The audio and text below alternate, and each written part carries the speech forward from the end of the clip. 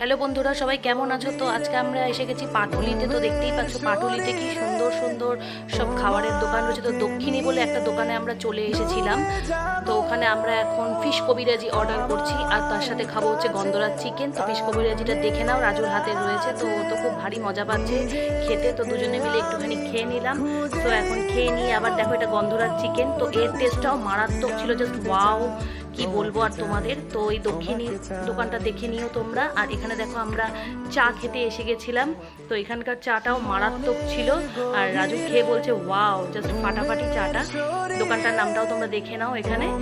আর এরপরে যাব এখান থেকে একটু অন্য কোথাও ঘুরতে। তো এবার এখানে দেখো কত সুন্দর একটা দোকান রয়েছে খেলনার। আর এই দেখো দক্ষিণেশ্বরের মন্দিরের কালী মা রয়েছে আমাদের এখানে, সবাই দর্শন করে নাও। এ দেখো মা দুর্গাও রয়েছে এখানে, কি কিউট লাগছে মাকে। তো সবাইকে টাটা।